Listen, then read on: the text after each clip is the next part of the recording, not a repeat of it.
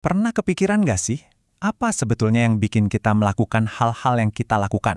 Atau kenapa kok kayaknya ada pola yang sama terus berulang dalam hidup kita?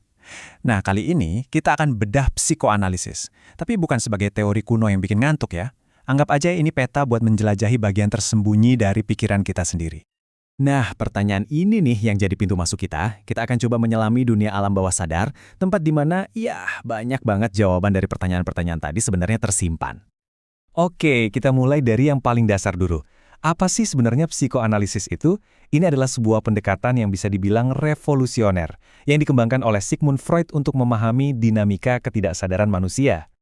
Jadi, ini bukan sekedar teori ya, tapi lebih ke sebuah metode untuk mengungkap makna di balik setiap tindakan kita. Coba bayangin aja, jiwa kita itu kayak panggung yang ramai, di mana kekuatan-kekuatan dari alam bawah sadar kita terus-terusan beraksi dan mempengaruhi pikiran kita, perasaan kita, bahkan keputusan kita sehari-hari. Sekarang, kita lihat gimana Freud mencoba memetakan kepribadian kita. Menurut dia, kepribadian kita itu terdiri dari 3 sistem utama yang saling tarik-menarik terus. Namanya id, ego, dan superego. Ketiga bagian ini tuh ibaratnya lagi negosiasi terus-terusan di dalam diri kita. Keseimbangan di antara mereka inilah yang jadi kunci kesehatan mental. Kalau salah satu terlalu dominan, nah disitulah seringnya sumber kecemasan kita muncul. Oke, kita bedah satu-satu ya biar gampang. Anggap aja id itu sisi liar kita, yang maunya cuma seneng-seneng aja dan harus diturutin sekarang juga. Terus, superego itu kayak polisi moral di dalam diri kita. Suara hati yang isinya aturan dari orang tua dan masyarakat. Nah, ego? Ego ini CEO-nya, si penengah yang rasional, yang tugasnya menyeimbangkan kemauan si id dengan aturan si superego sambil tetap melihat kondisi di dunia nyata. Nah, disinilah letak krusialnya. Misalnya, id kita teriak-teriak pengen makan sekotak donat sekarang juga. Tapi super ego kita langsung bilang, jangan, nanti gemuk itu nggak sehat.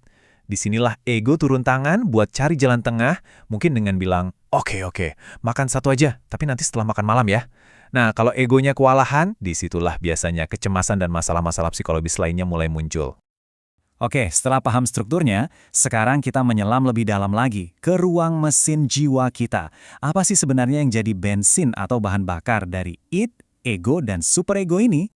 Ternyata, menurut psikoanalisis, ada 4 dorongan dasar yang secara alami muncul sejak kita lahir dan membentuk seluruh hidup kita. Ada dorongan seksual, dorongan agresif, dorongan kreatif, dan dorongan mistik. Pertama, ada dorongan seksual atau eros. Tapi ini jauh lebih luas dari sekadar urusan orang dewasa loh. Ini tuh hasrat dasar kita untuk terhubung, untuk mencintai, dan untuk menciptakan kehidupan. Dorongan bayi yang mencari kehangatan ibunya, itu eros. Kedua, dorongan agresif. Nah, jangan salah sangka dulu. Ini bukan soal kekerasan ya. Ini lebih tentang melindungi diri kita dan menegaskan apa yang kita butuhkan. Dari tangisan bayi yang lapar biar bisa bertahan hidup, sampai ambisi kita sebagai orang dewasa buat sukses, itu semua bagian dari dorongan agresif. Ketiga, ada dorongan kreatif. Ini adalah hasrat murni kita untuk berekspresi dan bikin sesuatu yang baru. Kayak imajinasi anak kecil yang bebas banget, sampai bisa gambar pohon warna biru. Atau keinginan kita untuk berinovasi dan ninggalin jejak di dunia. Dan yang terakhir, dorongan mistik. Ini adalah rasa penasaran kita yang kayaknya nggak ada habisnya. Keinginan untuk ngerti dunia ini gimana, dan kita ini siapa sih sebenarnya? Inilah yang bikin anak-anak nggak berhenti nanya, kenapa? Dan yang mendorong kita semua mencari ilmu dan makna hidup. Keempat dorongan ini sebetulnya alami banget dan sehat, tapi disinilah masalahnya mulai muncul. Seiring kita tumbuh dewasa, masyarakat seringkali nggak nyaman dengan ekspresi mentah dari dorongan-dorongan ini.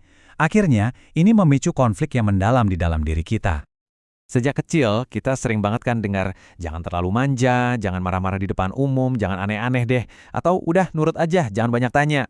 Kita jadi belajar bahwa kalau mau diterima, naluri-naluri murni ini harus dikontrol, bahkan kalau bisa disembunyikan. Nah, penekanan inilah yang akhirnya menciptakan apa yang disebut luka sunyi. Misalnya, dorongan untuk dekat sama orang lain yang ditekan bisa berujung pada sulitnya membangun hubungan yang intim saat dewasa.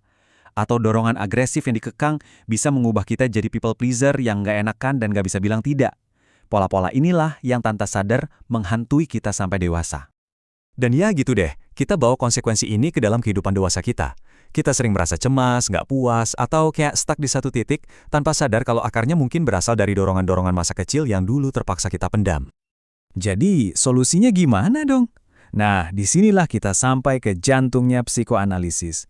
Tujuannya itu bukan sekedar ngasih kita setumpuk teori, tapi lebih sebagai sebuah metode aktif untuk memahami diri kita sendiri secara mendalam. Jadi yang paling penting itu sebetulnya bukan menghafal teorinya, tapi menggunakan proses investigasinya itu sendiri. Salah satu metodenya itu asosiasi bebas, di mana kita ngomongin apa aja yang terlintas di kepala tanpa disensor, yang tujuannya untuk mengungkap pikiran dan perasaan yang selama ini terpendam. Gini deh analoginya, proses analisis itu kayak kita lagi menggali harta karun di dalam diri kita. Perubahan dan pemahaman yang kita rasakan, nah itulah harta karunnya. Terus, teori-teori psikologis yang kita pelajari, anggap aja itu peta yang digambar sama orang-orang yang udah pernah menggali sebelumnya. Nah, ini penting banget buat dibedain ya. Metode universal seperti asosiasi bebas itu intinya psikoanalisis. Sementara teori-teori khusus, contohnya yang terkenal itu kompleks Oedipus, tentang ketertarikan anak ke orang tua yang beda jenis kelamin, itu bisa aja diperdebatkan atau disesuaikan dengan budaya. Jadi, mengkritik salah satu teorinya bukan berarti metodenya jadi nggak valid. Bahkan Freud sendiri bilang tujuan utamanya itu lebih dari sekedar menyembuhkan gejala. Psikoanalisis itu sebuah undangan untuk memulai perjalanan menemukan diri yang jujur dan mendalam, untuk berani merangkul kebenaran tentang siapa diri kita sebenarnya. Pada akhirnya, psikoanalisis itu menawarkan sebuah jalan untuk menemukan kembali bagian-bagian diri kita yang tersembunyi. Ia tidak mengajarkan cara menghilangkan konflik, karena konflik itu bagian dari hidup. Sebaliknya, ia mengajarkan kita cara untuk hidup lebih sadar dengan segala kerumitan batin yang justru membuat kita menjadi manusia seutuhnya.